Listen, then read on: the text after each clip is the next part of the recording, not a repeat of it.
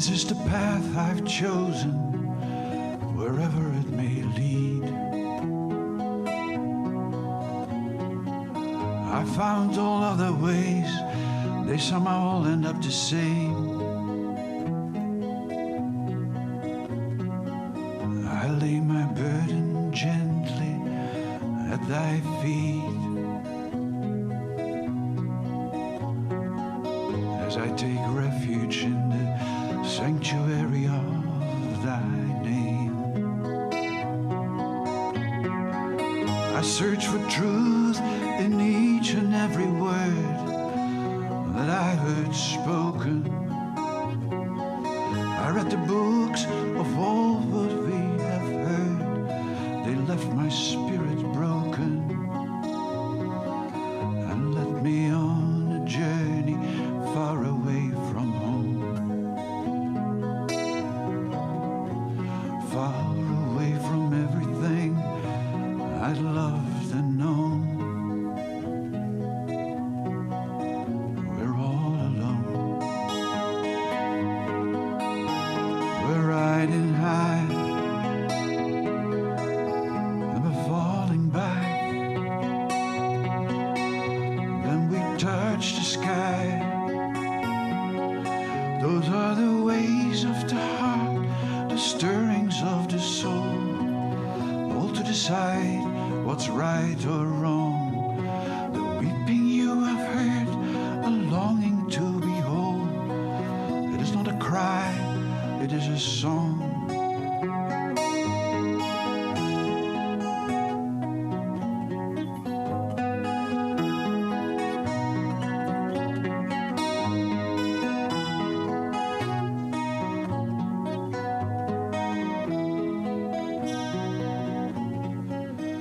This is the life I'm living, for better or for worse.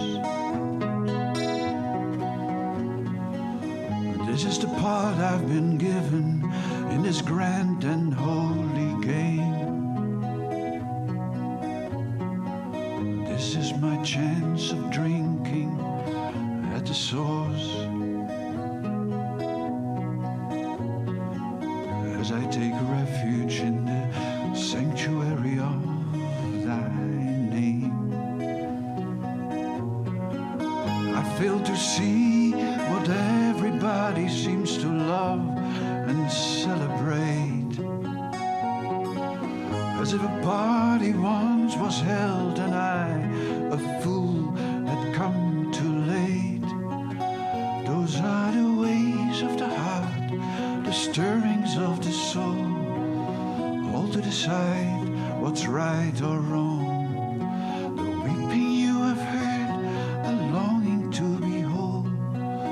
It is not a cry, it is a song for healing our pain, a song for taking all time, a song with a common refrain that the one who's come to lead us all to higher ground has come, has finally come along.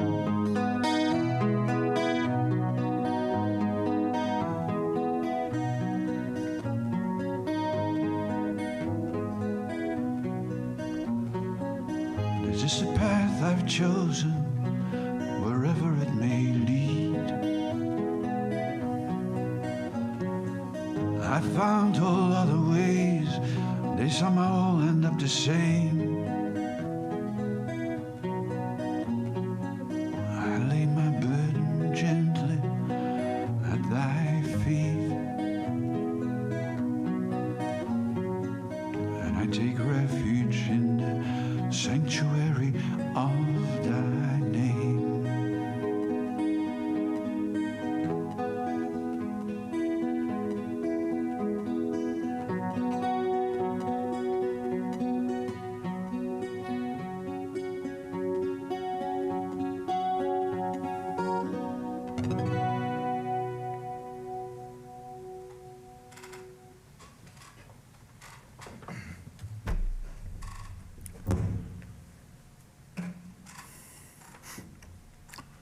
Om Asato ma sadagamaya tamaso maham jyotirgamaya mrityormam amritam gamaya avir maehi Rudra yate dakshinam mukham te namaham pahinityam. Om, lead us from the unreal to the real. Lead us from darkness unto light. Lead us from death to immortality. And reach us through and through ourselves. And evermore protect us from ignorance by thy sweet, compassionate face.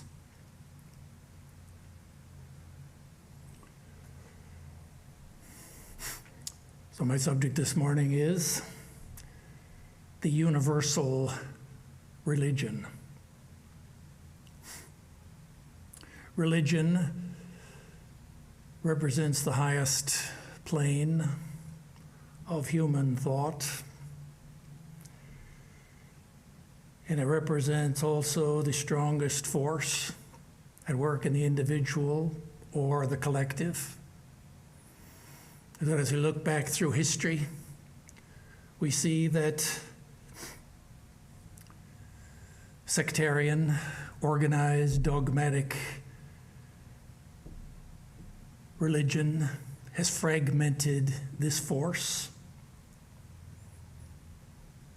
And we think, wouldn't it be ideal if we could find some harmony, some synthesis, and unify all the forces of good against all the forces of evil? Religions are like languages. That is, they are intrinsic to our humanness. It's part of what makes us human. And how disappointing it is that when we travel to some far-off land and our minds and hearts are open, and yet we encounter there a language barrier. We find it's difficult to communicate with those people in the far-off land. And there's so many misunderstandings and upsetting of our mind. Would it be ideal if we all had one universal language and we could speak to one another? Maybe we could have like a Star Trek universal translator. And well, this ideal of a universal language is one that has intrigued the minds of philosophers and kings for thousands of years. And the difficulty that they found was, how can we realize this ideal? How can we ever find a way to institute a universal religion? That's the problem. Now, one way that's possible, and that has been tried, is simply through military conquest and by proclamation. We see, for example, in ancient India, that the Emperor Ashoka, soon after his conversion to Buddhism, just by royal edict, by the rule of law, he declared that the whole of India, that would be the Buddhism was the national religion of India, and it was the official religion. So it became for many years. Later on, the same thing happened in Christianity, early years. The Emperor Constantine, he became a Christian convert, and he decided just by proclamation that Christianity would be the official religion of the Roman Empire. Later on in the medieval period, Christians sent the armies of Christian soldiers south into the lands of the Muslims to convert the Muslim lands to Christianity. And even in contemporary period, we see that there are some Muslim brotherhoods who aspire to something similar, to reestablishing something like the great Ottoman Empire and the theocracy of Islam. Well, of course, as we look back in history, we see none of these attempts have succeeded. And maybe that's good, because a Hindu doesn't want to become a Buddhist. And a Christian doesn't want to become a Muslim, and a Muslim doesn't want to become a Christian. And that's just the way it is. And so the problem remains, how could we realize a universal religion? Well, another possibility is that we could find some common ground between all the different religions and wisdom traditions and beliefs of people around the different cultures around the world. That maybe we could have a great meeting, like a parliament of religions, in which we were to lay out, if we could imagine that every representative of the religion were to make a list of all of his fundamental theological beliefs, all of his mythology, his rites and rituals, his spiritual practices. And then with all those lists in mind, we could take time to collate them all and find where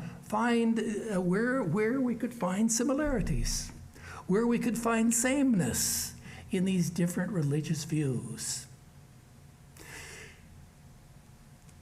And so doing, maybe we could formulate a harmonious and unified world vision that everyone would be willing to sign up for.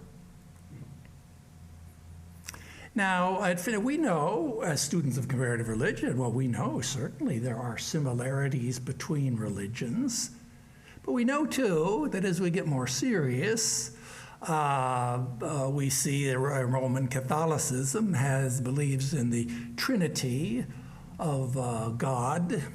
And we find, well, what do we find in Hinduism? We find talk of the Trinity. But as we look a little beneath the surface, we see, well, it's not the same Trinity. So what we thought was a similarity, yes, it's a similarity, but it's not a sameness. And it's like in English, or like in any language, there's no such thing as a true synonym. Every word that we have, every word in a living language, serves some purpose. And although they may sound synonymous in to our ear, that if we were to look up those words in a dictionary of synonymy, we'd find that there's very fine but important distinctions, and that every word has its own place. It fulfills a role that's not of other words. So it is like that when we study comparative religions. We try to find similar points, sameness, where we can all agree, and we find, well, we can't do it. You know, it used to be in the old days, I remember they used to have the mainframe computer there on the hill up there in Berkeley, and they had these engineers working in those at the computer, they'd have these cards. They'd program it by putting in these Fortran cards. It's a piece of cardboard it's punched out with holes in it. You feed the card in, and that's the way you could program the computer. And if you take one or two of these cards and you put them one on top of each other, you'll see that some of the holes go through. But if you get 3 or 4 cards, or certainly if you get a whole stack of cards, none of the holes go all the way through. Similarly, in the comparative religions, when we're looking for sameness, although there are similarities, maybe, but none of the holes go all the way through. And therefore, we find that, but in the Parliament of Religions, this is what they tried, at least at one of their sessions of the Parliament. They tried to, they compared the different ethical, moral values of different religions, and they formulated a proclamation of global ethic, they called it,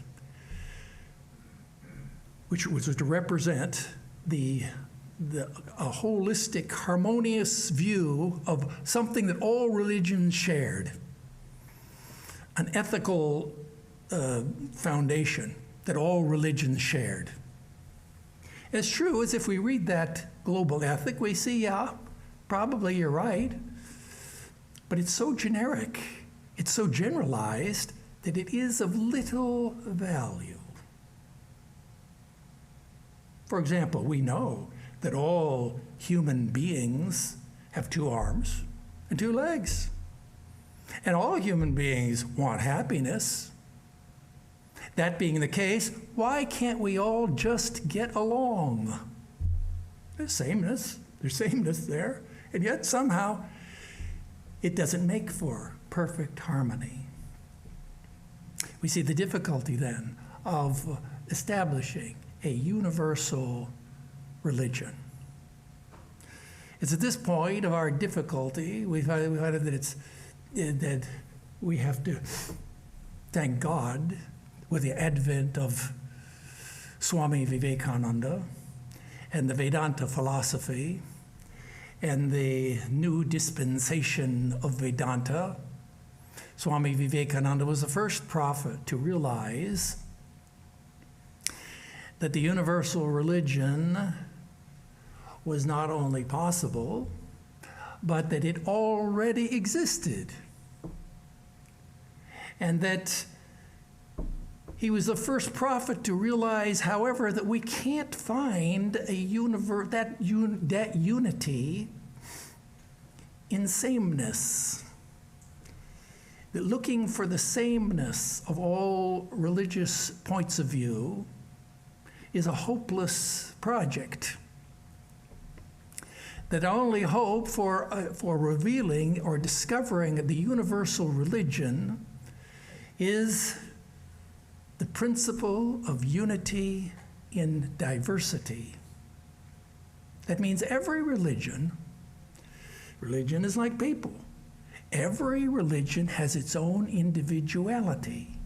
It has its own temperament, its disposition, its own unique character.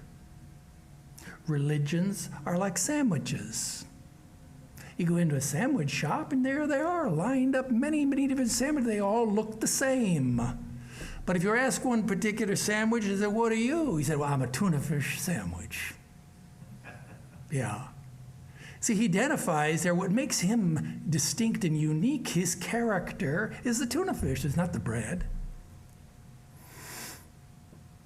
So what makes religion special and unique is just like human beings, although we're all the same in superficial ways and in profound ways. But in very important ways, we're also unique, we're different.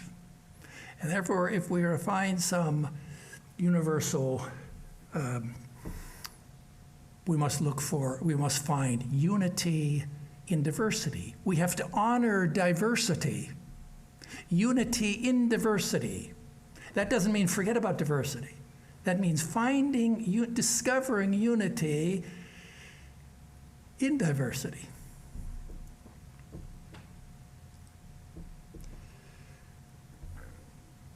And religions are like pieces of a jigsaw puzzle. And if you go to the store and you get one of those boxes of 100-piece puzzles, and you bring it home and dump it out on the kitchen dining room table, there are all those pieces. And a little child maybe who comes up who didn't know anything about a puzzle, he would look at those pieces, and he's told, now what you have to do is you have to find a unity. You have to make them all into one unified whole. And the child may look at those pieces of cardboard, and you can tell that they're the same in a sense, that they all came from the same box. They all belong, they look like they belong in the same box. But how can you make them into one? Well, maybe he was somebody who didn't know anything about a puzzle. Maybe he would just go and get a pair of scissors, and he would just cut off the round and the different parts of those puzzle pieces, throw them aside, and stack the pieces of cardboard in a nice, neat cardboard block of a stack. And here you are. Here's a nice unity, perfect unity. Maybe he'll just wet them down and go in the sink and wet them down and squash them all together into a very nice, smooth, round ball. That's a unity. But that's not the idea. Unity in diversity is the ideal. What you have to do is you have to put all the pieces together. You have to honor the distinctive character of each piece, put it together, and then when you have done so, a beautiful unity will emerge. A picture will emerge from that puzzle that you didn't see. It was not contained in the picture. That is, it's an emergent unity that reveals the harmony and the synthesis of the whole.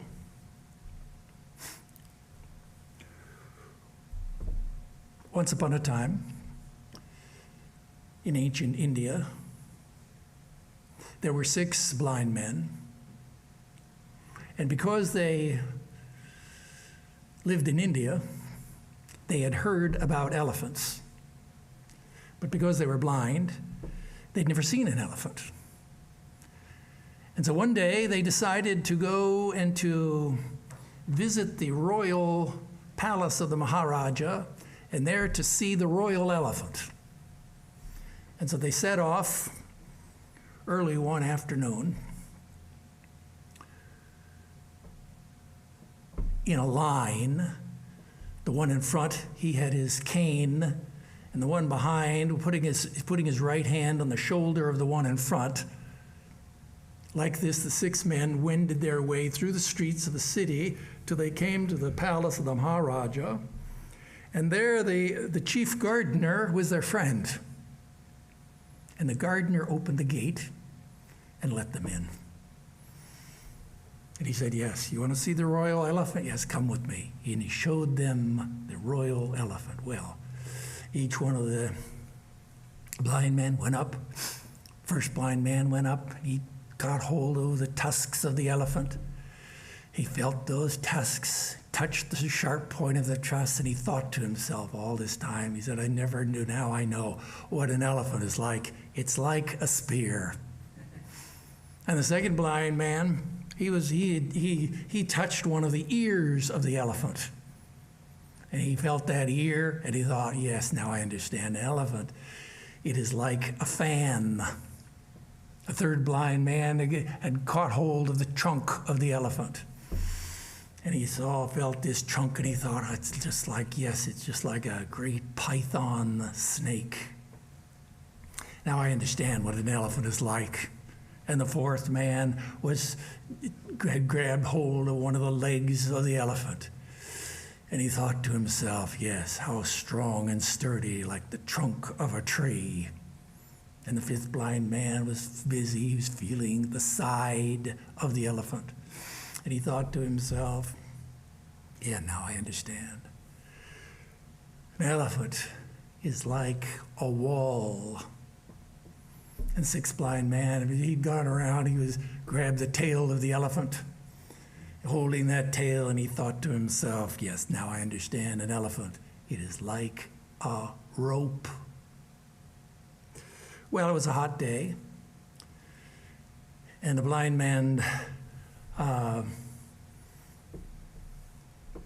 were tired of seeing the elephant. So they went over and they took their seat under a shade tree, and there the gardener went to bring them some refreshment. And as they sat there, they began to share their experience or talk about that elephant. The first blind man said, how lucky we are. Today we've seen the elephant. Yes. I never understood that he was like a spear. And the second man said, well, I agree that we're very lucky, but you're wrong about that. The spear, he's like a trunk of a tree. And the third man said, well, a trunk of a tree, a spear? I myself had very personal experience. My own direct experience is just like a wall. And the fourth and the fifth began to argue, no, it's like a fan. No, it's like a rope. No, it's like a snake. And like this, they began to argue and to quarrel. Meanwhile, the Maharaja, he's up in the royal apartments, and he hears this commotion down there in the garden. And the prime minister says, what's going on? Prime minister explains to him what has happened. And the king, he was a wise and generous king. He's the Maharaja. He comes out there on the balcony, and he summons the blind men to him. He says, my loyal subjects, today all of you are very lucky that you've come here and you have been able to see the royal elephant. But you have to understand one thing. I hear that you're quarreling. You have to understand one thing, that each one of you has only seen a part. And that in order to understand the whole elephant, the elephant is a very big animal. In order to understand the whole elephant, you've got to put all the parts together. And those were the words of the Maharaja. Blind men listened, yes. And that afternoon, they left the palace, returned back home, wending their way through the streets, one arm on the shoulder of the man in front of them. But that night, each one of the blind men individually contemplated the words of the Maharaja. The elephant is a very big animal, but each one of you has only seen a part, and that in order to understand the whole elephant, you've got to put all the parts together. So that's the old Indian classic teaching story about the universal religion. That's the elephant. And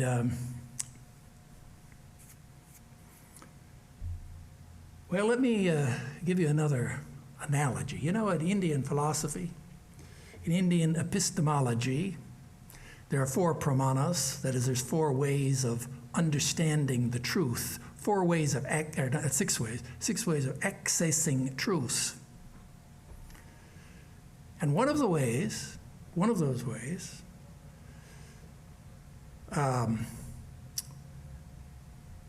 is through analogy. Now, the argument from analogy is not part of philosophy logic 101. But Indian philosophy, this is one of the pramanas, analogy. That's why in Vedanta you're going to find many analogies which help us to understand these abstract, universal ideas. So at the risk of confusing, mixing metaphors, let's look at another analogy. Think of a great mountain. This is a great mountain. And on the top of this mountain, there is the immortal city of Brahman. And this mountain is so vast, it's so great, that it fills the whole universe, and that on that mountain there are people, not 100 or 1,000 people, but there's billions and billions of people. That is, all the people in the world are climbing the mountain. They're climbing up out of the valley, up in the foothills, up the hills, up the mountain. And as we look, we can see that each one of those persons, well, we could generalize and talk about groups of people, just like we're generalizing about religions. When we talk about religions, we think of, well, the big five famous religions of the world. But really, as you know, as students of Indian yoga psychology, that by religion we mean here yoga, and we mean a way or a path to realize the truth, and that there are many religions, as many people. Everybody really has their own religion. This is not our subject this morning. What is religion? That's not our subject. But for our analogy, we can see each person climbing this mountain has their own path. So on the mountain, we can see that there are many paths, and that they all crisscross and intersect each other.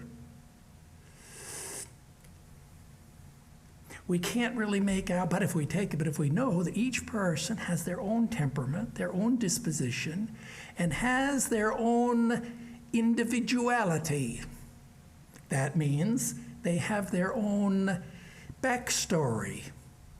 That is their life history, and life after life, we could trace back their path on the mountain so that it would go down the mountain. That is, that's been their journey in life after life. And here they are at this point on the mountain, and they have their prarabdha karma, their destiny is written on their foreheads, so their future path. So all these paths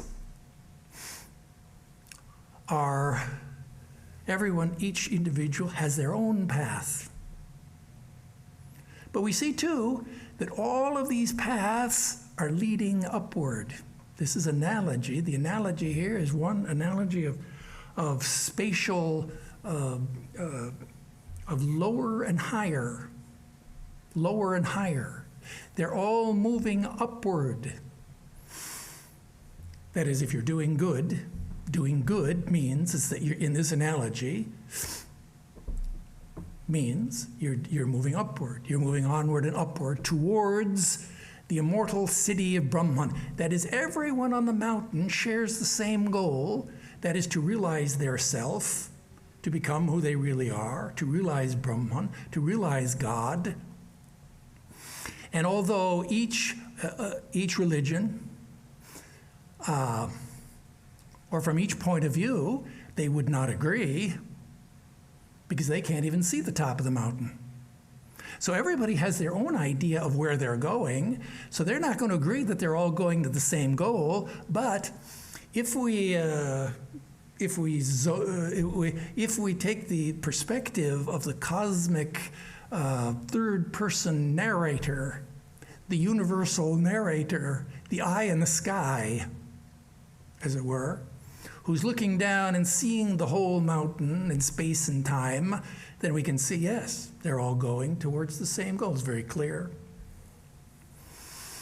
And so there's a harmony between all those people on all those paths.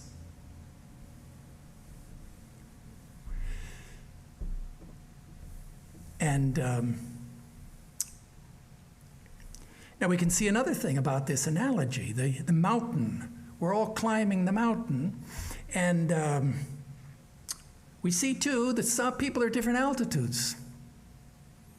Some are just coming up out of the valley. Some are in the foothills. Some are halfway up. Some are 3/4 of the way up. Some wondered, very fewer and fewer as you get higher and higher.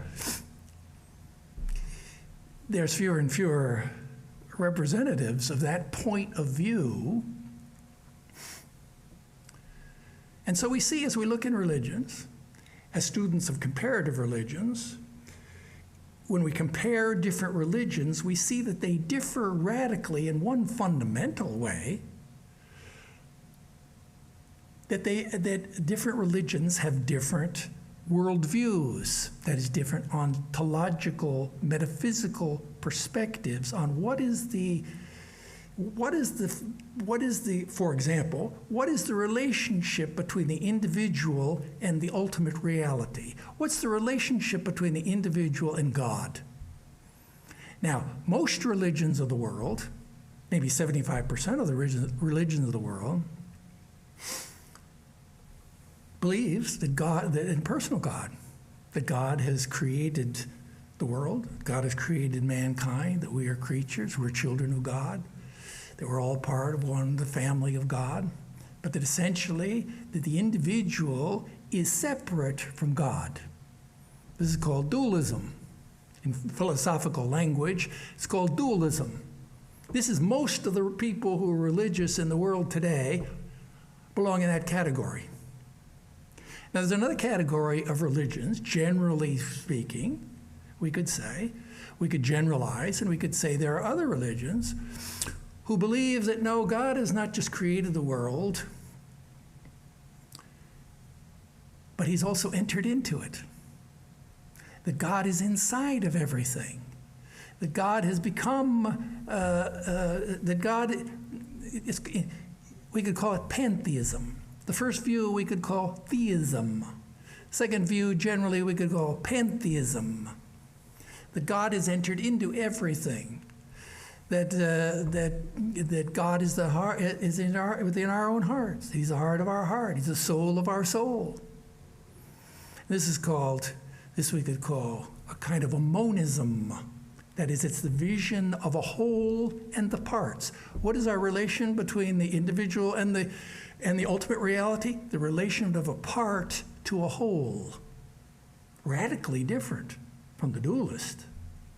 Now, there are other kinds of religion which we could call non-dualism. Now, the number of the non-dualists is a much smaller number. They're fewer and fewer. Non-dualist believes that there is one only without a second.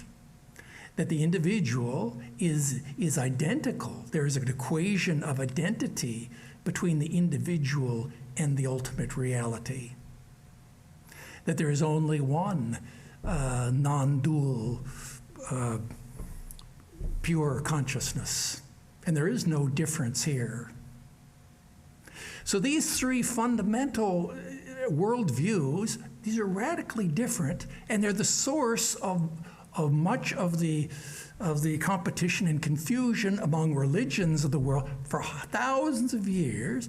Dualists and monists and qualified non-dualists have been debating each other in disharmony. And as you know, in ancient India, when they debated, it was very serious. It wasn't just casual conversation, because in a debate, a serious debate, if you lose the debate, you have to become the disciple of your opponent. That's very humiliating. And if you don't want to do that, you have to immolate yourself in fire. These are your two options. So the debate is very serious. So which one of these is true? Well, we can see that here we see that what is the universal religion? This is the advent of the new dispensation of the Vedanta teaching, Swami Vivekananda, that there is no contradiction, that we see, visualize the mountain. These are different views from different standpoints on the mountain, that there is an evolution of truth from lower truth to higher truth. Notice here, there is hierarchy. You can't have universality and harmony and unity without hierarchy.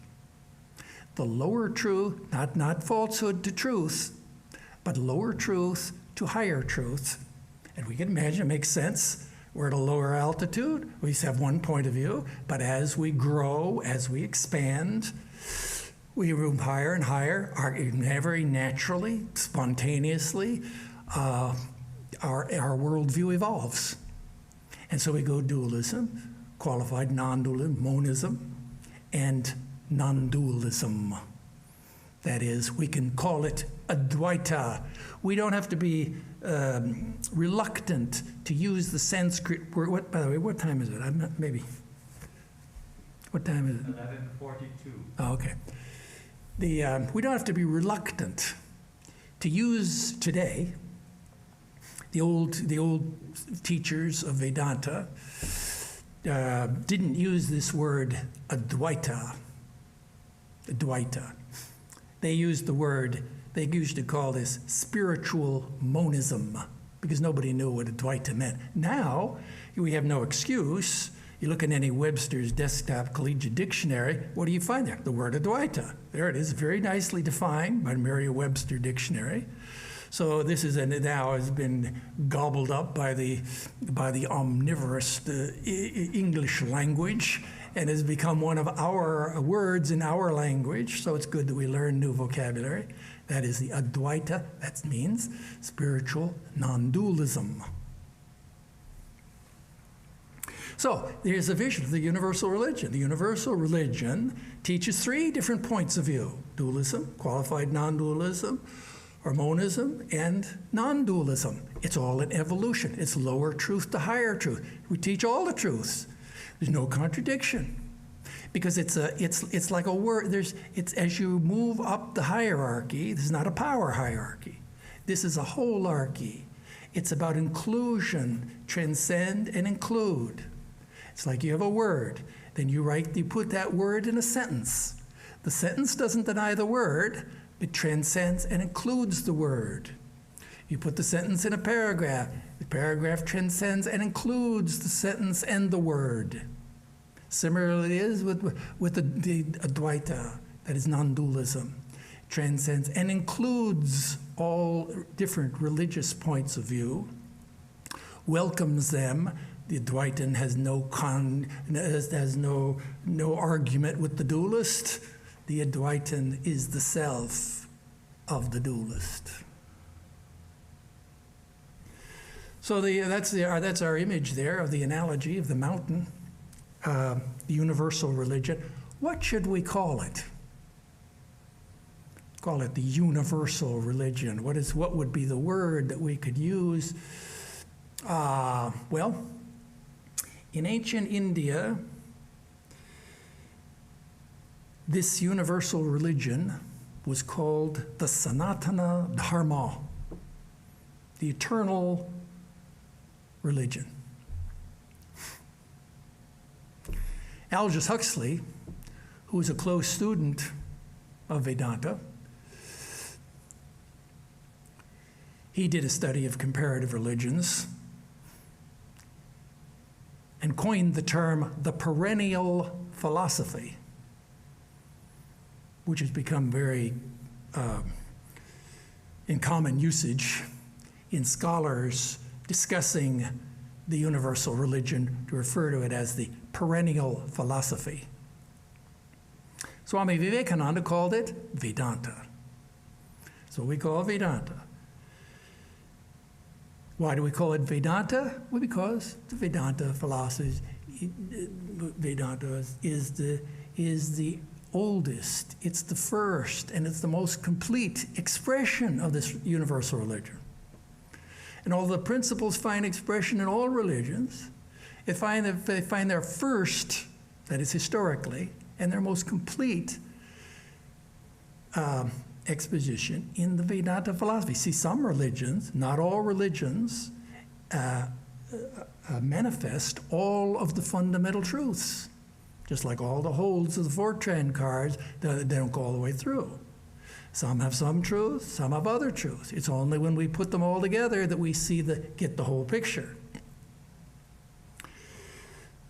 Sometimes people ask the Swamis, is Vedanta a religion? Is Vedanta a religion?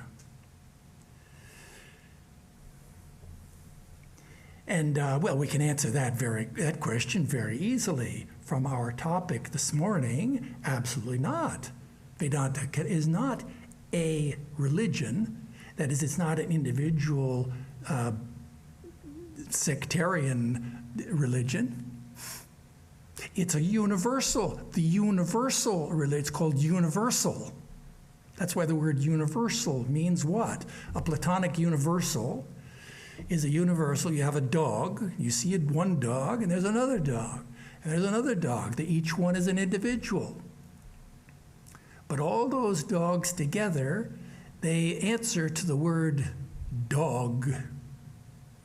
And the word dog is, well, you look up the word dog in the dictionary, and there you see what do you see there? You see words that describe the concept of the dog. And those words represent the essence of a dog. They're very philosophical. The essence of a dog, but those words don't look like a dog, any particular dog, but they are the universal. That is, they refer to the Platonic universal, which we call the word dog. So that's an exact analogy. The point being is that a universal religion is not a religion. It's a set that includes all religions. It is we could call it a meta-religion. It's a meta approach to religion. It enables us to get the overview of the way, of the lay of the land, of all of religion. This universal religion, we could compare it to a three-dimensional globe and of the earth. And all of us have studied maps, and we've pored over the map of the United States and of Europe and of Africa, and how interesting it was for us to see the first time to see a globe in the classroom. And there we saw all those maps of all those countries that we'd studied about. There they are. They're on the globe. And yet we have a whole new now perspective of how they all work together. The globe does not create any new countries. It doesn't make any new countries. Similarly, we don't need to create or establish a universal religion. Someone asked in a class the other day, how do we establish this religion? Is that the idea? The idea of Swami Vivekananda is this religion already exists. Just like the globe. You don't have to establish any country. You don't have to build any new cities. All the cities and the countries and the lakes and they're all there already. All you have to do is to fly up like a bird and get the bird's eye view, and you can see the whole picture. And you can understand where everything is at.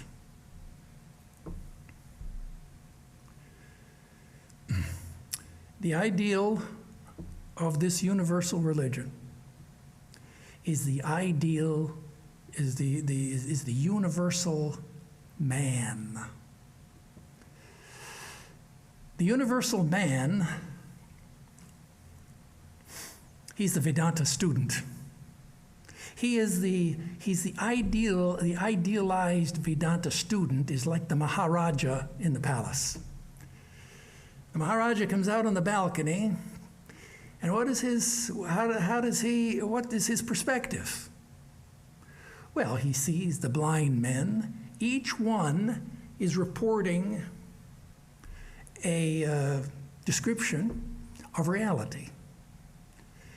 And the Maharaja can see and understand that it is a true description that cannot be discounted or discarded. It can't be ignored. That each one of the blind men is making a report of his own experience. At the same time, the Maharaja, so he can sympathize fully with each particular. But at the same time, also, he can see he has a larger point of view. He can see that each one of them was only touching a part, and that there is a larger whole that includes the parts. And that we go from the lower truth to the higher truth. And so the Maharaja accepts them all. And we can imagine that he could very well happily worship in a Christian church, that he could worship in a Hindu temple or in a Muslim mosque, or maybe even better, he could worship in the marketplace, seeing God in everything. And so this is the ideal of the universal religion.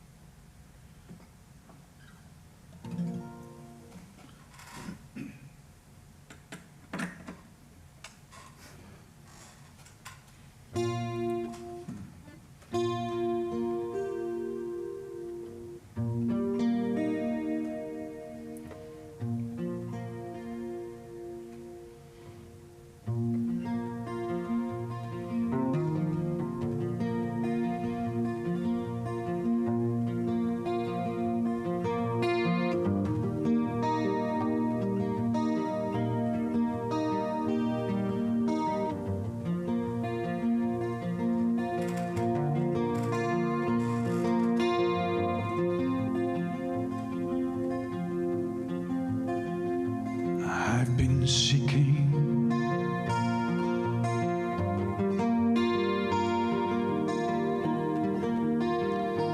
only you, from way before I even knew,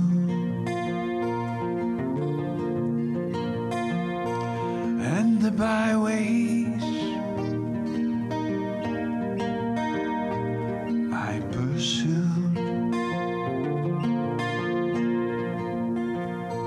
just a way for me to get a little closer.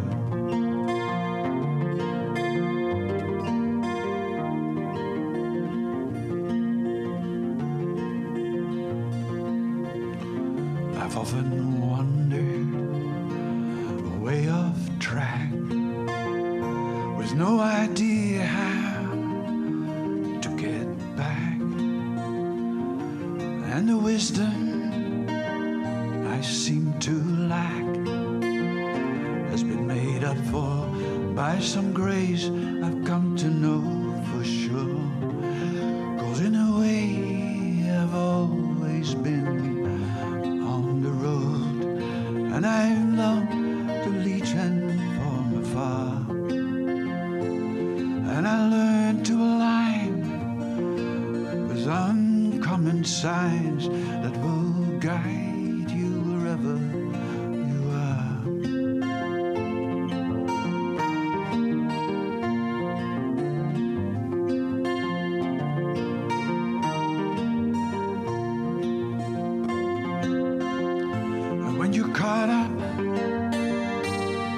in a storm, and you're weary, and your spirit's torn, and there's no place to get warm, and there's no solace between the old familiar pages, and you wonder what you're doing here, and you slide between your confidence and fear. You may sense something's coming near, and that's the light you carry with you through the ages. 'Cause in a way you've always been on the road, and it seems you've been watched over from afar, and you learn to align with uncommon signs that will guide you wherever you are.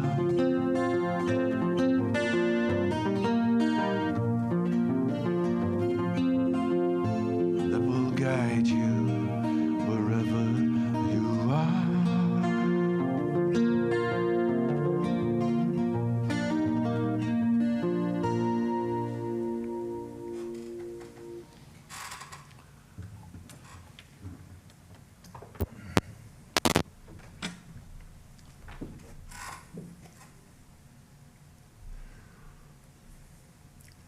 Om Dyo Shantihi Antariksha Ham Shantihi Prithivi Shantihi Apa Shantihi Oshadaya Shantihi Vanaspataya Shantihi Vishwe Deva Shantihi Brahma Shanti, Saravam Shanti, Shantireva Shanti, Same Shantiredhi, Om Shanti, Shanti, Shanti. Om, peace is in heaven, peace is on the earth, peace is in the sky and in the waters. The herbs and plants and trees are full of peace. The gods are peaceful.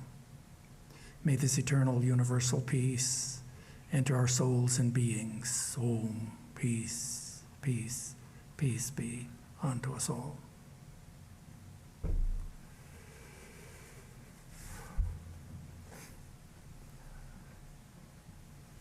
Thank you to Swami Vedarupananda for his beautiful talk.